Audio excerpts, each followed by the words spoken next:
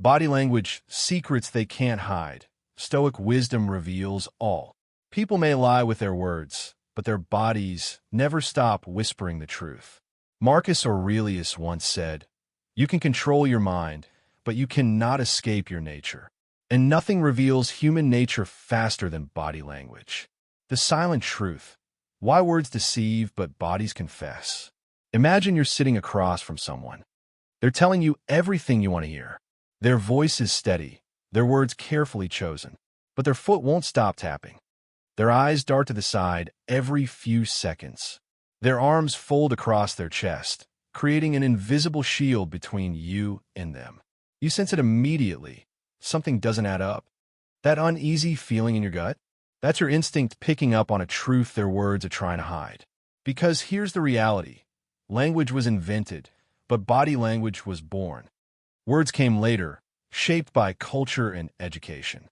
But body movements, the way our shoulders tighten when we're anxious, the way our face softens when we feel love, these are primal, universal, and almost impossible to disguise. The Stoic philosopher Epictetus once said, "We have 2 ears and 1 mouth, so that we can listen twice as much as we speak." But if he were alive today, he might have added, "And 1,000 silent signals, if only we'd learn to see them." Words can be manipulated. Politicians, salesmen, even loved ones at times, can dress their intentions in polished language. But the body? The body leaks truth in real time. The tremor of a hand, the delay before a smile, the microexpression that flashes across the face for less than a second. These are the cracks where reality slips through. Think about it. When someone says, "I'm fine," but their jaw tightens, are they really fine? When a friend laughs, but their shoulders hunch forward, is it joy, or is it pain hiding in plain sight? This is why learning to read body language is not about manipulation. It's about clarity. It's about seeing what others feel but cannot, or will not, put into words. It's about developing what the Stoics would call a clear perception of reality, seeing things as they truly are, not as they are presented. So the next time you're in a conversation, don't just listen to the words. Watch the pauses. Watch the eyes. Watch the tension in the shoulders. Because more often than not, the body is already telling you the story their mouth refuses to admit. And once you learn to see this truth, your relationships, your intuition, and even your confidence in social situations transform forever. The Stoic lens, reading hidden emotions without judgment. Picture this. You're in a room full of people. One man leans back with his arms crossed, scanning the crowd with narrowed eyes. Another woman smiles widely, but her fingers twist a napkin into knots under the table. Without realizing it, you've already made assumptions. He's arrogant. She's nervous. But here's the mistake most people make. We jump to judgment instead of observation. The Stoics teach us something radically different. Marcus Aurelius wrote in his Meditations, "If someone shows you anger, hatred, or fear, remember, they are not the thing itself, only the impression of it." In other words, what we see in others is only a signal, not the full story. When you notice crossed arms, don't instantly assume defensiveness. It could be insecurity. It could simply be that the room is cold. When you see someone avoid eye contact, don't assume dishonesty. They might be shy, or they might carry wounds that make direct gaze feel threatening. This is the Stoic lens, observing body language with detachment and compassion rather than judgment. It's about becoming a student of truth instead of a prosecutor of assumptions. Here's how this mindset shift works in practice. Instead of labeling, start noticing. Her shoulders are tense. His smile doesn't reach his eyes. Instead of reacting emotionally, start asking internally. What might this signal mean in context? Instead of assuming certainty, start holding possibilities. This could mean fear, or it could mean fatigue. When you apply this lens, something powerful happens. You stop taking people's behavior personally. The man's scowl is not about you. The woman's avoidance is not a rejection of you. Their body is simply broadcasting their inner world, and your job, as a Stoic observer, is not to judge it, but to understand it. This doesn't just make you a sharper reader of people. It also makes you calmer, kinder, and less reactive in your own interactions. You begin to see what others miss, the quiet tremors of truth underneath the surface of words. And in doing so, you gain something priceless, a clear, steady perception of reality, untouched by ego or assumption. Because in the end, the Stoic way of reading body language is not about catching people in their lies. It's about catching yourself before you believe the wrong story. Signals of power and insecurity, what people really show you. Walk into any room, whether it's a board meeting, a classroom, or even a family dinner, and without hearing a single word, you can feel who holds the power. It's not always the person talking the loudest. It's often the one who doesn't need to say much at all. Body language, at its core, reveals status. It tells us who feels in control and who feels small. The Stoics, especially Seneca, often wrote about the illusion of power, reminding us that true strength isn't in wealth, noise, or force, but in composure and self-command. And nowhere is that more visible than in the signals we unconsciously broadcast with our posture, gestures, and presence. Signs of power. Open posture, shoulders back, chest relaxed, arms uncrossed. This says, I'm not threatened. I belong here. Calm stillness. While insecure people fidget, the powerful remain still. Think of Marcus Aurelius, the emperor of Rome, sitting quietly in council while others argued. True power doesn't rush. A contact that lingers but doesn't dominate. Confidence doesn't need to stare someone down. It simply meets the gaze and stays present. Space ownership. Confident people naturally expand into the space around them. They place their bag beside them, not on their lap. They stand tall without apology. Signs of insecurity. Closed posture, arms folded tightly, body angled away, legs crossed defensively. This screams, I'm protecting myself. Excessive self-touching, fidgeting with jewelry, scratching the neck, or rubbing palms together. These are comfort-seeking behaviors when stress rises. Rapid nodding or over-smiling, a desperate attempt to gain approval.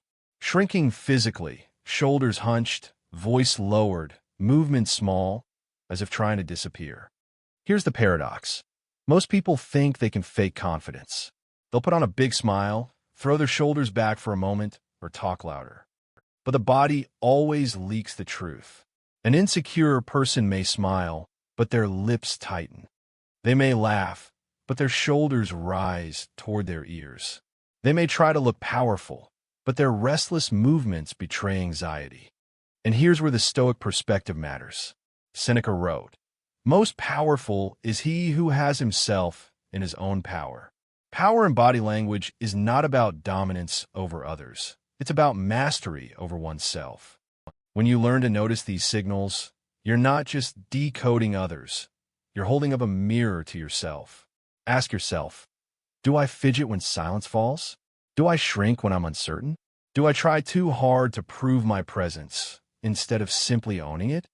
By recognizing these signals in others, you sharpen your ability to read truth. By recognizing them in yourself, you grow into the kind of presence that no words can fake. Because in the end, the strongest signal of all is not arrogance or volume or dominance. It's calm, steady self-possession, the kind that makes people lean in, not because you force them to, but because your very presence tells them. Here is someone who cannot be shaken. The language of attraction and distance. What they won't say out loud. Think about the last time you felt drawn to someone, maybe in a conversation that flowed effortlessly, maybe in silence that felt oddly comfortable. Now, think of the opposite, when someone's presence made you uneasy and you couldn't wait to step back. Both moments carried a hidden script, a language you felt, but probably didn't consciously notice. This is the language of attraction and distance. Attraction rarely begins with words. It begins with orientation, the way bodies angle toward each other or away. When someone likes you, their feet point toward you, even if their head turns briefly elsewhere. Their torso leans in, breaking the invisible line of personal space without making it feel intrusive. Their pupils dilate. Their face softens. They mirror your gestures unconsciously. If you take a sip of water, they do too, almost as if your rhythms are syncing. Distance, on the other hand, shows itself in subtle withdrawals. Arms fold across the chest like a drawbridge pulling up. The body angles slightly away, as if trying to exit without leaving. The smile appears, but only on the lips, not in the eyes. They check their phone.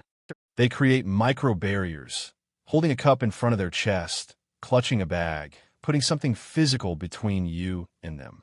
Here's what's fascinating. These signals often emerge long before the conscious mind is caught up. A person may say they're happy to be around you, but their body is already edging toward the door.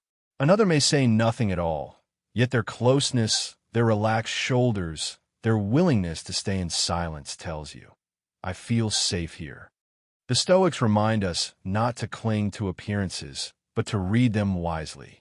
Marcus Aurelius wrote, observe always that everything is the result of change, and get used to thinking that there is nothing nature loves so well as to change existing forms and to make new ones like them. In human connection, that change is constant, one moment closeness, the next retreat. And body language is the map that reveals where the other person truly stands. The key is not to use this knowledge to manipulate, but to understand. If someone leans in, they're offering connection. If they pull away, they're asking for space. The wise response is not to force closeness where distance exists, nor to ignore signals of warmth out of fear. It is to meet reality as it is, with awareness, acceptance, and presence. When you learn to see these cues, you stop wasting energy on mixed signals.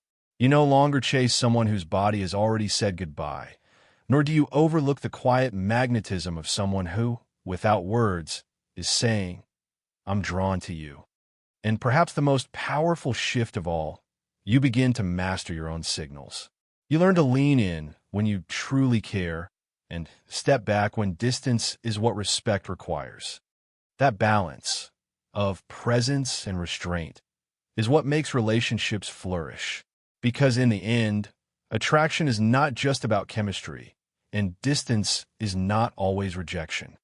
Both are truths written in the silent language of the body. And if you can read that script, you'll understand people in ways they rarely understand themselves. Mastering presence. Using Stoic awareness to control your own body language, it's one thing to read the signals of others. It's another to command your own presence so powerfully that your body becomes an instrument of clarity, calm, and confidence. Think about this. Long before you utter a single word, people have already made judgments about you. Research shows it takes less than 7 seconds for someone to decide whether they trust you, respect you, or want to listen to you. And what do they base that decision on? Not your carefully rehearsed speech, not your achievements, but your body language. The Stoics, of course, would not be surprised. Marcus Aurelius wrote, the soul becomes dyed with the color of its thoughts. In other words, what you cultivate internally inevitably shows up externally. If your mind is scattered, your body will betray nervousness. If your spirit is steady, your posture, tone, and presence will project strength without effort. So how do you bring Stoic awareness into your own body language? 1. Posture is philosophy. Stand or sit with shoulders open, chest relaxed, spine tall. This isn't about puffing yourself up. It's about aligning your body with dignity. Every time you catch yourself slouching or shrinking, remember, you're training your mind to feel small. Straightening up isn't just physical, it's psychological armor. 2. Stillness is strength. Fidgeting, twitching, and restless gestures leak anxiety. The Stoic cultivates stillness. Try this in conversation. Let silence fall. Keep your hands calm. Allow pauses. This communicates composure more loudly than any boastful word ever could. 3. Eyes as windows of presence. Instead of darting around the room or looking away too quickly, practice steady, warm eye contact. Not a glare, not a stare, simply presence. The kind that says, I am here. I am listening. I am unshaken. 4. Breathing as control. Your breath anchors your body. Shallow breathing reveals stress. Deep, measured breaths regulate your tone, slow your speech, and relax your muscles. Before entering a high-stakes meeting or difficult conversation, take 3 deliberate breaths. That small act will change not just how you feel, but how you are perceived. 5. Alignment between inner and outer. The greatest mistake people make is trying to fake confident body language. But the body cannot sustain a lie for long. The Stoic path is different. Instead of faking it, cultivate it within. Build calm in your mind, and your body will naturally follow. Think of Epictetus, once a slave, later a revered teacher. He had no crown, no wealth, no status. Yet his presence commanded respect because he lived in mastery of himself. His body was not restless, his tone not desperate. His very stillness was power. This is the essence of mastering presence. You don't need theatrics. You don't need to dominate a room. You simply need to be anchored in yourself, aware of your thoughts, aligned in your movements, and steady in your silence. Because in the end, presence is not about performance. It's about congruence. When your inner world and outer signals align, people trust you. They feel your steadiness before they even know your name. And that, more than any trick or tactic, is the greatest body language lesson of all, reading and mastering the silent truth. So let's step back for a moment. We've uncovered how words may deceive, but bodies confess the truth. We've seen how the Stoic lens helps us observe without judgment, how power and insecurity leak through posture and gestures, how attraction and distance are spoken silently, and finally, how mastering presence begins with mastering yourself. Here's the ultimate insight. Body language is not just about reading others. It's about knowing yourself. The Stoics never sought to manipulate people. They sought clarity. They wanted to see life exactly as it is, stripped of illusion. And that's what body language truly gives you. It's the raw, unfiltered signals of human nature. The raised brow of doubt, the softened gaze of love, the stiffened shoulders of fear. All of it, reminders that beneath our polished words, we are creatures of instinct and truth. When you begin to observe these cues, you step into a deeper awareness of human connection. You no longer take mixed signals personally. You no longer mistake noise for power. You no longer ignore the quiet truths standing right in front of you. Instead, you see clearly, act calmly, and carry yourself with a presence that others can feel but cannot explain. And maybe that's what Marcus Aurelius meant when he wrote, "If you are distressed by anything external, the pain is not due to the thing itself, but to your estimate of it, and this you have the power to revoke at any moment." Learn to see without judgment. Learn to hold yourself with calm dignity, and you will discover a strength that no one can take from you. Now, if this resonated with you, if you found even one truth here that made you think differently, do me a favor, subscribe to this channel. Not because of the algorithm, but because I want you on this journey. A journey where we peel back illusions, one lesson at a time, and rebuild the unshakable presence the Stoics lived by. Share this with someone who often feels misunderstood. Drop a like if you're ready to start reading the world differently. And comment below, what body language signal have you noticed most in people? Because together, we're not just learning to decode others. We're learning to master ourselves.